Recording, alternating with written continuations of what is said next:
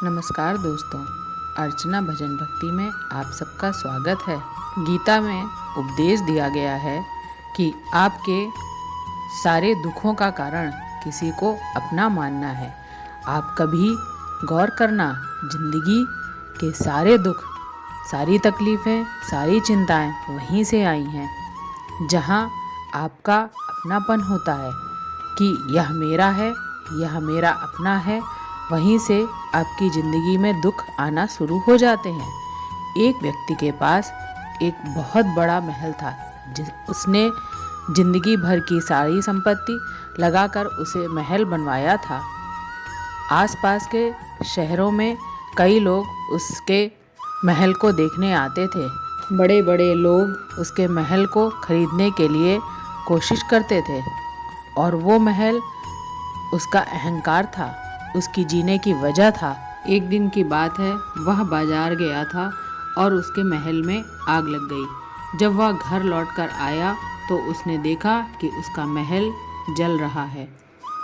अपने महल को जलता देख वह बोला कि मैं भी इसी में जल जाऊंगा, मैं इस महल के बिना नहीं जी सकता, और बिलक बिलक कर रोने लगा। महल को जलता देख वह बोला कि इसके बिना मैं जिंदा नहीं रहूँगा। अगर मेरा महल ही जल रहा है तो मेरी जीने की वजह भी नहीं है। वह बहुत परेशान हो गया और उस आग में छलांग लगाने की कोशिश करने लगा। तब किसी ने उसे रोक लिया कि भाई, तू क्यों जल रहा है? यह तुम्हारा महल नहीं है। इस महल का सौदा कल तुम्हारे बेटे ने किसी के साथ कर लिया था। जब उसे पता चला कि यह महल मेरा नहीं रहा, किसी और का हो चुका है, तो वह सारी चिंताएं भूल गया।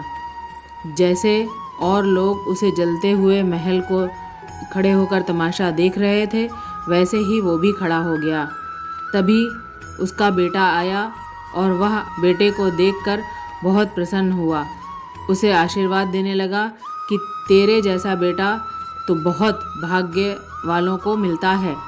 तूने मेरी ज़िंदगी की सारी कमाई बचा ली। इस घर में आज सारी कमाई लगी हुई थी।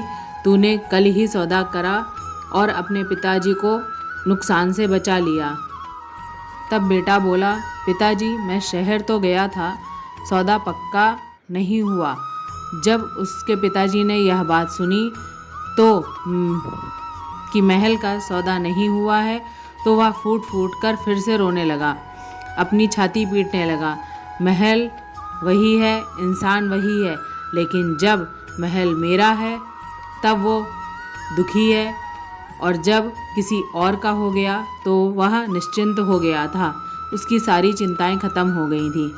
ऐसा ही है, जब महल था तो कभी सुख देता था तो कभी दुख देता था, लेकिन जब महल नहीं है तो ना उससे कोई सुख है और ना ही कोई दुख है। ऐसे ही रिश्ते भी होते हैं। हमें अपने ही रिश्तों से दुख और सुख की अनुभूति होती है।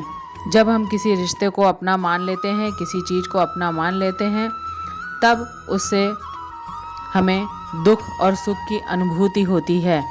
भगवत गीता कहती है कि आप जैसे ही किसी को अपनी ज़िंदगी जीने की वजह मान लेते हो, उसके बिना आपको जीना नहीं आता, और जब वो आपसे दूर हो जाता है तो आप दुखी हो जाते हो। आपने कोई भी कर्म किया हो, आपको उसका फल ज़रूर भोगना पड़ेगा। अगर आपने अच्छे कर्म किए हैं तो जाने अनजाने किसी मुश्किल वक्त में आपको वो आपके अच्छे कर्म उस मुश्किल वक्त से बचा लेंगे। अगर आपने गलत कर्म किए हैं, पाप किया है, तो उसकी सज़ा भी आपको ज़रूर मिलेगी। वो इंसान कितना भी छुप कर कर्म करे, चाहे वो कितनी भी चालाकी से कर्म करें, लेकिन कहते हैं कि उस परमात्मा के, ईश्वर के चारों तरफ कैमरे लगे हुए हैं। हमारे एक एक कर्म पर वो प्रकृति, वो परमात्मा अपनी दृष्टि बनाए रखता है। हमारे एक एक कर्म का हिसाब होता है। एक गांव में दो मित्र रहते थे। उन दोनों ने विचार किया कि इस गांव में हम धन नहीं कमा पा रहे हैं। वो दोनों धन कमाने के लिए शहर में चले गए। कुछ वर्ष वहाँ रहकर उन्होंने काफ़ी धन कमाया। फिर सोचा अब हम अपने घर वापस चलते हैं। पर्याप्त मात्रा में हम धन कमा लिया है। उस समय यातायात की भी इतनी सुविधाएं नहीं होती थी। वे अपने बैलों पर ही यात्रा कर रहे थे। चलते चलते मार्ग में रात हो गई। उन्होंने विचार किया कि आज रात हम यहीं विचार करते हैं। एक मित्र ने कहा कि मैं यहाँ पर रहकर धन की रक्षा करता हूँ, तुम बाजार जाकर भोजन की व्यवस्था कर लो। जब वह मित्र बाजार गया तो दूसरे मित्र के मन में विचार आ गया कि अगर मैं इसको इसी जंगल में मार दूं तो सारा पैसा मेरा हो जाएगा, नहीं तो मुझे इसका आधा धन इसको देना पड़ेगा। उसके मन में यह खोट आने पर उसने अपने मित्र के खाने पर जहर मिला दिया। जब वह मित्र खाना लेकर उसके पास गया तो वह खाना खाकर, आपने कोई भी कर्म किया हो आपको उसका फल जरूर भोगना पड़ेगा। अगर आपने अच्छे कर्म किए हैं तो जाने अनजाने किसी मुश्किल वक्त में आपको वो आपके अच्छे कर्म उस मुश्किल वक्त से बचा लेंगे। अगर आपने गलत कर्म किए हैं, पाप किया है, तो उसकी सज़ा भी आपको ज़रूर मिलेगी। वो इंसान कितना भी छुप कर कर्म करे, चाहे वो कितनी भी चालाकी से कर्म करें, लेकिन कहते हैं कि उस परमात्मा के, ईश्वर के चारों तरफ कैमरे लगे हुए हैं। हमारे एक एक कर्म पर वो प्रकृति, वो परमात्मा अपनी दृष्टि बनाए रखता है। हमारे एक एक कर्म का हिसाब होता है। एक गांव में दो मित्र रहते थे। उन दोनों ने विचार किया कि इस गांव में हम धन नहीं कमा पा रहे हैं। वो दोनों धन कमाने के लिए शहर में चले गए। कुछ वर्ष वहाँ रहकर उन्होंने काफ़ी धन कमाया। फिर सोचा अब हम अपने घर वापस चलते हैं। पर्याप्त मात्रा धन कमा लिया है। उस समय यातायात की भी इतनी सुविधाएं नहीं होती थी। वे अपने बैलों पर ही यात्रा कर रहे थे। चलते चलते मार्ग में रात हो गई कि मैं यहाँ पर रहकर धन की रक्षा करता हूँ, तुम बाजार जाकर भोजन की व्यवस्था कर लो। जब वह मित्र बाजार गया तो उसके मन में ख्याल आया कि अगर मैं इसको इसी जंगल में मार दूँ तो सारा पैसा मेरा हो जाएगा, नहीं तो मुझे इसका आधा धन इसको देना पड़ेगा। उसके मन में यह खोट आने पर उसने अपने मित्र के खाने पर जहर मिला दिया। जब वो खाना लेकर अपने मित्र के पास गया तो उसका मित्र जहर वाला खाना खाकर उसकी मृत्यु वहीं हो गई। वह व्यक्ति वह धन लेकर अपने घर वापस आ गया। फिर कुछ समय बाद उसके घर में एक पुत्र ने जन्म लिया। जब उसका बेटा पैदा हुआ तो वो बहुत बीमार रहता था।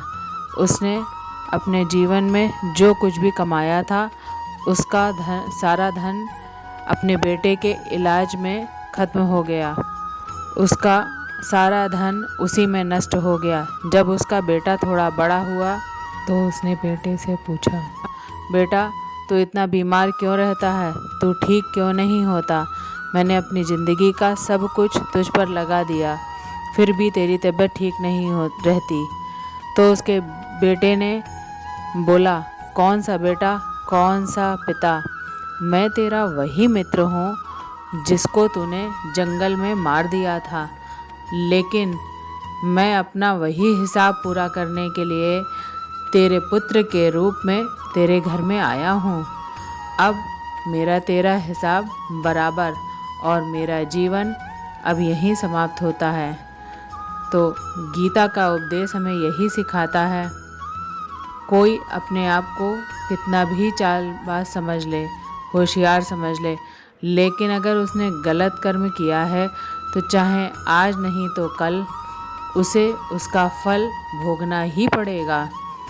कोई भी व्यक्ति अपने किए हुए कर्म से बिना उसको भोगे कभी छूट नहीं सकता।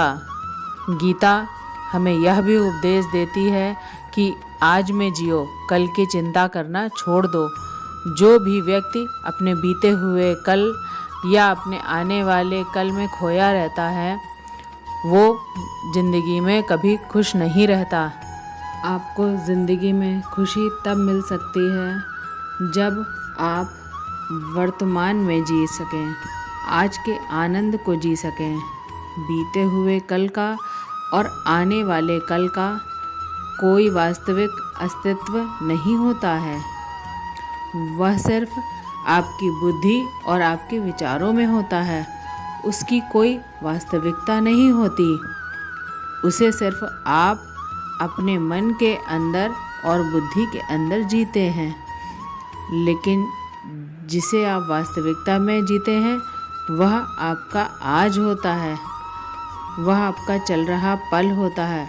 अगर आप अपने मन और बुद्धि को कल में अटका कर रखेंगे, तो अपने भूतकाल और भविष्यकाल में अटका के रखेंगे, तो याद रखना आप कभी खुश नहीं रह पाएंगे। और अगर ज़िंदगी में खुश रहना चाहते हैं, तो आज में और इसी पल में जीना सीखें। गीता हमें यह भी उपदेश देती है कि जो हमारे साथ गलत करे, पाप करे, उसे हमें दंड जरूर देना चाहिए। अगर आप उसे सहते हैं तो वह आपके साथ और गलत करता है। अगर आप उसे सहते हैं तो उसके पाप में आप भी भागीदार हो जाएंगे। अर्जुन श्री कृष्ण से कहने लगा कि जिनसे मैं युद्ध करने जा रहा हूँ, ये सब मेरे भाई हैं, मेरे गुरुजन हैं। मैं इनके सामने कैसे हथियार उठाऊं, इनको कैसे मारूं? भगवान श्री कृष्ण ने अर्जुन से कहा कि जिन्हें तुम अपना मानते हो, वह सब अधर्मी हैं। वो पाप के पक्ष में खड़े हैं, और अगर तुम इनका वध नहीं करोगे, युद्ध नहीं करोगे, तो समाज में और भी पाप बढ़ेगा। जब कोई पापियों को नहीं रोकता है, तो यह और भी ज़्यादा पाप करते हैं। ऐसे ही जब कोई आपके साथ गलत करता है, पाप करता है, और आप उसको चुपचाप सहते रहते हैं, तो उससे सामने वाले को बल मिलता है। वह आपको कमज़ोर समझने लगता है और आपके साथ गलत करने को वह अपना हक समझने लगता है। लेकिन जब आप उसके गलत व्यवहार को, अधर्म को रोक लेते हैं, उसका विरोध करते हैं, तब वह अपनी सीमा में रहना सीख जाता है। यह कलयुग है। अगर इस ज़माने में आपको खुश रहना है, तो आपको अपनी रक्षा खुद ही करनी होगी। कोई आपके साथ गलत करे तो कभी नहीं सहना चाहिए, बल्कि उसका सामना करना चाहिए। आज वीडियो में बस इतना ही। अगर वीडियो पसंद आई हो तो लाइक करें, शेयर करें और चैनल को सब्सक्राइब करें, और कमेंट में जय श्री कृष्णा ज़रूर लिखें। राधे राधे।